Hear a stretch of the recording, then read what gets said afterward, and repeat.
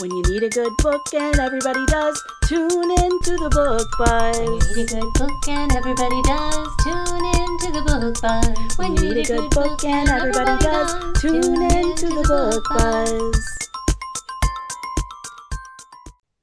Welcome, everybody. It's time for another edition of Book Buzz. I'm Jamie Wright. I'm the librarian at Jolie Johnson Elementary. Good morning. I'm Kristen Fournier. I am the librarian at Forest North Elementary, and we are here to buzz it up with you today and talk about some more books. Buzz it up. That doesn't work, huh? If you're watching this and you have a really good catchphrase for us to start the show, please email us and give it to us because we're working on one. We're trying things out.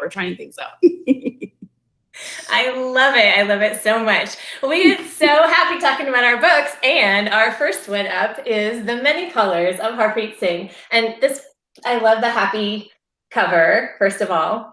And this is a great book for younger readers or for families to read together. And the story is about a main character who really loves to wear different colors to match his moods. So he likes wearing yellow when he feels really happy, and he wears pink when he feels like celebrating, and red whenever he needs to feel extra brave. And he starts a new school, and then he starts feeling like he's just going to wear white because white makes him feel invisible, and that's what makes him feel safe. So this book is about finding a way back to wearing colors that express who you really are. And What it's does got the some art look like on the inside? Yeah, show me the inside. so pretty, lots Oh. of beautiful illustrations, and a really nice story about family and friendship. And I know lots of us have that feeling where, like, his mom says, "Do you want to wear red?" And he says, "No reason to be brave." But he's just feeling like he just wants to blend in for a moment. So I love this story because you can have some really good conversations about that. That's a cool book. Absolutely. And I didn't give you the author. Sorry about that. It was written by Supriya Kelkar, and I'm not familiar with any of her other books so far, but I'm definitely interested in seeing more from her because I'm really, really impressed by this little story. Yeah, that is a really cool one. And so just like always, if we're telling you about one of these books, that means we have it at both of our libraries. And I didn't even remember that we have that at our library. So that's really exciting. Cool. Okay, here's one. I wonder if you know that you have it at Jolie Johnson. Also, it's called Christian the Hugging Lion. Have you heard of this one? I haven't heard of it, but it's so cute. It's by Justin Richardson and Peter Parnell, and then Cutest Illustrations Ever by Amy June Bates. I mean, seriously. This is a real story. Sometimes people think that it's a fiction story because it's got paintings, but this is nonfiction. This is a true story about these two guys that adopt a little baby lion. They actually buy him at a department store in the beginning. Can you see it right here? I can't. And then they take him home, and everything's going great until it's not. And they've got a lion living in their apartment, wrecking everything. So they eventually decide that they have to take it to Africa. So they go to Africa, and there's this guy that's living there who's kind of like a lion expert. So he sort of helps take Christian back and introduce him back into the wild. So when the two guys that own Christian leave, they're really sad. And the coolest thing about this is there are real photos and video of all this really happening in real life. So when you're done with it, you can look it up on YouTube. Just look up Christian the Hugging Lion, and you can see real videos of the things that happen in this story. And guaranteed it's going to make your eyes water a little bit because it's so sweet. It's so cute. I love this book. I love that you chose a nonfiction book, and I'm also thinking that people who were really touched by The One and Only Ivan might really find this book interesting.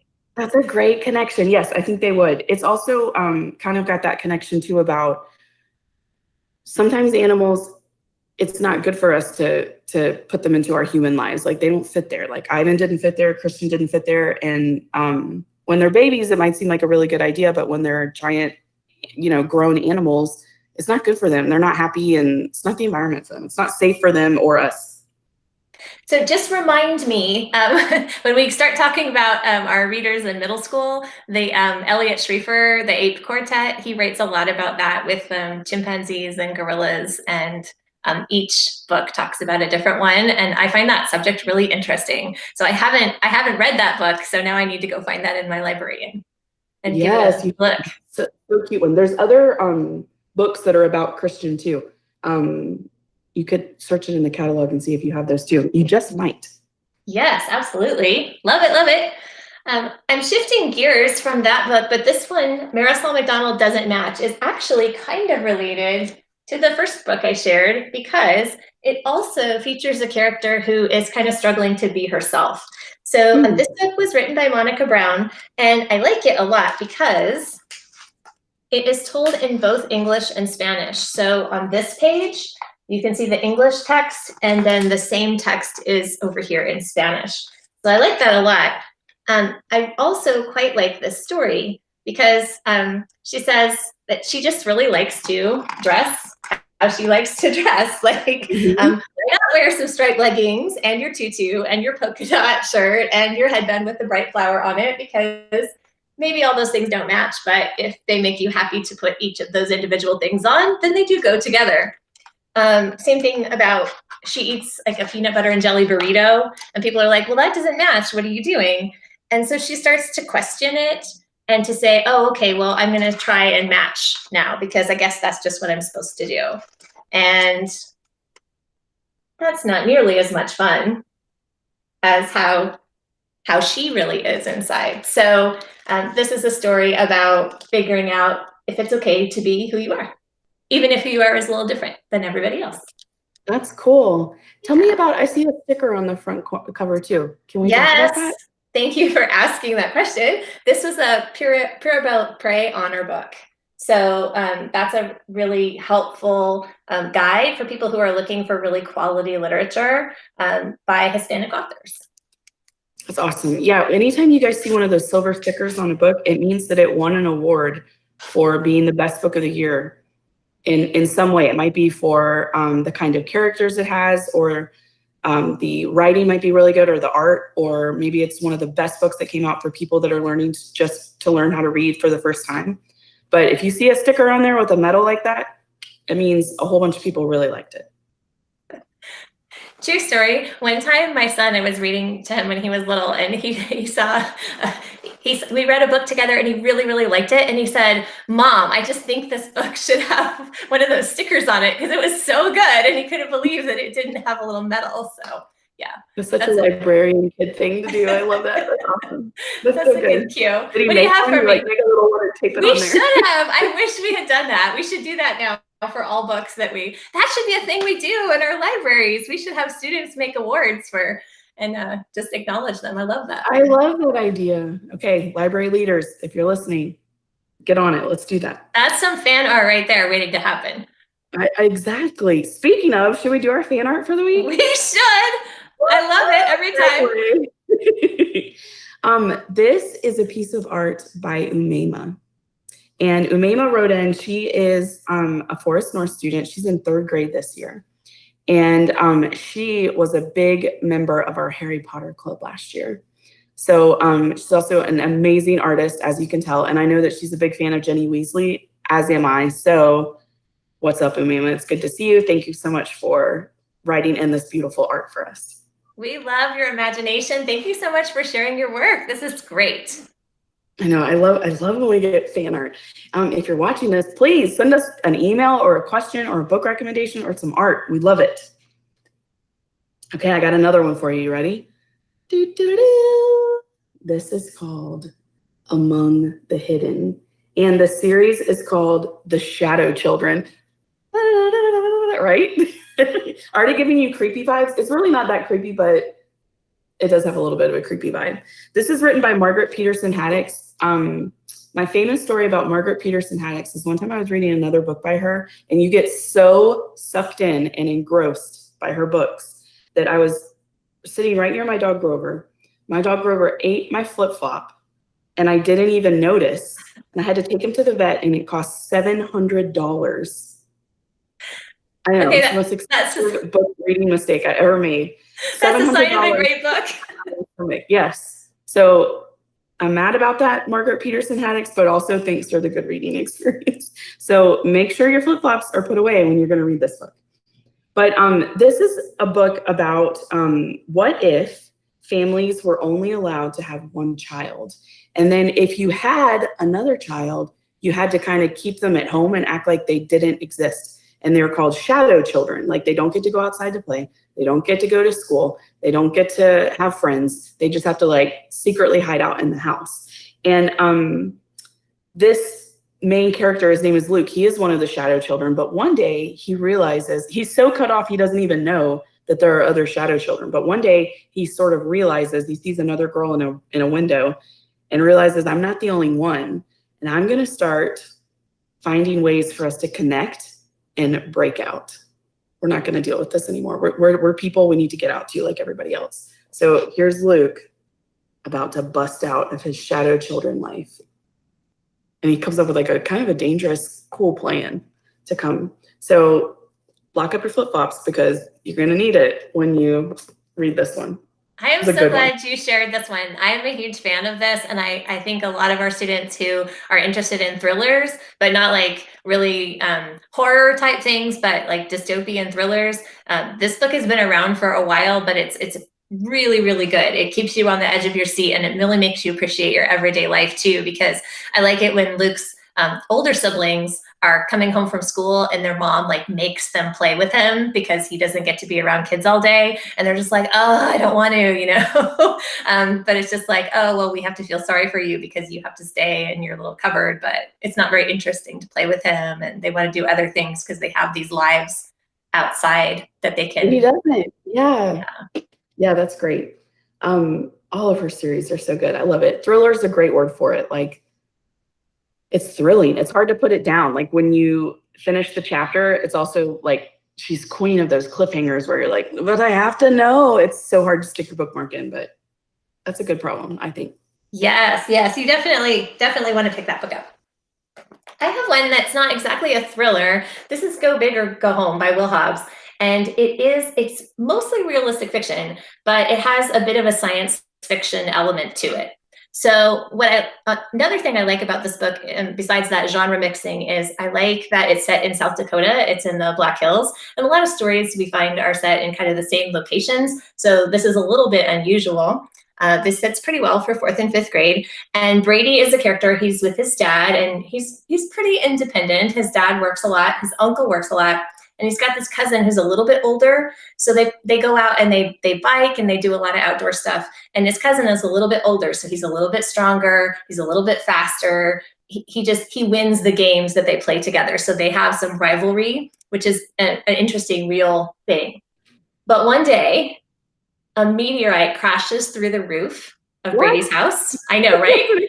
That seems really bizarre, but he's just like hanging out, and all of a sudden, like just this random weather event thing happens, and he falls asleep with this space rock that crashed through his roof. And as he goes throughout the next week, he finds himself getting stronger and faster and able to do things that beat his cousin at their games. And so it's kind of an interesting twist on their relationship, and he's trying to figure out like, wait, what caused this? And so then they take the space rock to a scientist, and they have to try and figure it out. It's a really good, so it's got like mystery and just that one piece of science fiction that drives the whole story. Ooh. And there are some mean neighbor boys, you know, who are like trying to like go after the space rock and stuff. So it's such a good story. So good action adventure, like just a good genre blend. That sounds so interesting. Okay, you know what it reminds me of? You know how Superman, he's from Krypton, right? And so kryptonite, it's like space rock, but it hurts him. This is like the opposite. Like you get near a space rock and you're superhero. What? Yes. Well, and as you know, when you get a good thing, sometimes a bad thing follows. So dun dun dun. Read the book to find out what happens. Gosh. Okay, I gotta read that one. Sorry, kids. I'm putting it on hold first. No, just kidding. Welcome to first tip. All right, I got one more for you. This one is called The Templeton Twins Have an Idea. These are the Templeton twins. Their names are John and Abigail. And their dad is an inventor, and they're both really into like engineering and inventing things as well. And it kind of makes their story, it almost like the way the story is told sounds like an engineer or an inventor is teaching it to you. So The prologue is called Trying to Get Started. And then they say, never mind, let's do another one. The actual prologue, Getting Started Again. And then there's a few pages for a chapter of that one. And then it's like chapter 1, the story actually does get started. Chapter 2, you may stop complaining now because we have begun. The chapters just crack me up. So it's kind of funny in that way where they're like deciding to sort of like let you in on the jokes that you're outside of the story, but you're inside of the story too. I love stuff like that. And then throughout the book too, they work on different inventions and discoveries and stuff. And I love how when they illustrate it, they actually do diagrams in the pictures. So like you might not be able to tell it on the screen, but there's like little letters on here that show you on the other page, like you can read like the part of it. It's labeled like a real scientific blueprint, which I think is super cool. So this is the beginning of a series, and we have a few of the books at Forest North and at Jolie Johnson. And they, are just trying to engineer some stuff and have some ideas and live that realistic science fiction-y sort of engineering life. I just read this book this fall, and I liked that each of the twins had strengths in different ways. So I like that they're showing how there are different ways that you can be smart and help solve problems. It's not just like one way to think about things. So I love that. And I liked how it was funny too. The chapters are super funny, but also the villains in the book are also really funny because they have these weaknesses that you're just like left. I mean, obviously it's like, okay, you don't want the villains to be doing the bad stuff, but while they're doing the bad stuff, they're kind of ridiculous. So it's funny. Yeah, it is so funny. I agree. Yeah, so much of this stuff just made me laugh. Here in the middle of it is the recipe for meatloaf, the narrator's meatloaf. Like, narrator, get out of the story. You're not a character. Stop. It just makes me laugh. It reminds me of that TV show, The Office. I feel like they do that a lot too. Like they, what's it called? Break the fourth wall? Yes. Where they let you know that they're doing that. That always makes me laugh. I enjoy that.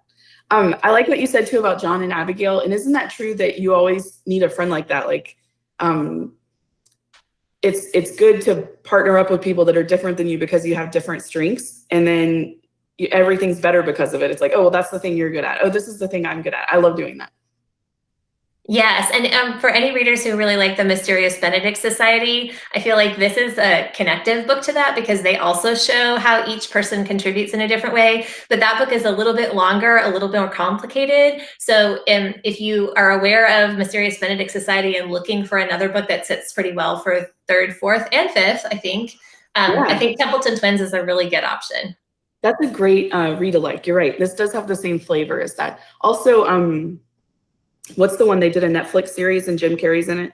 A Series of Unfortunate Events. Kind of that has the same sort of flavor too with the narrator and the funny being outside of it. And then Pseudonymous Bosch. What's that one? Yes. The name of this book is Secret. The name of this book is Secret. All of those kind of have the same flavor. I love all those. I think they're so funny. Yes, great. We should do a whole series about books that have that kind of sensibility to it. I'm just thinking about. I remember reading some of those when I was a kid and just thinking, I didn't know authors were allowed to do that, to like step outside of it and be like, I know that I'm writing a book to you right now. Like, hey, it's me. I thought that was so interesting. Yeah, the unexpected has a lot of charm to it. I like that too. That's a great way to put it. Cool. Okay, so I'm also seeing that you changed some of the books in your background a little bit back over there. I see that book Unplugged. I need to get that one for 4th. Cool. Yes, always fun. We just got a new shipment of books for this year for our library, and I love opening those book boxes and seeing what's available. So, readers, when you're looking at the catalog to figure out what your next book is, you can see the new books pop up first in the ribbon. So you can have a look there when you're logging in to check that out. I love seeing that too. Yes, and we have placed our order, and I'm waiting for it to come in. So same thing over with us too. But from being on the Little Mavericks Award, we have tons of graphic novels that I'm giving to the library that we're cataloging right now too that are new. So in our new book ribbon, there's a lot of those as well. So that's exciting. It's an exciting time to be checking out new books. Always. So it has been so much fun to talk with you about some new books, and I hope that our readers have found something wonderful to read today and every single day, because that's what we're here for, is to talk about books. Thanks for joining us on today's episode of Book Buzz. Thanks, guys. Good to see you. Bye.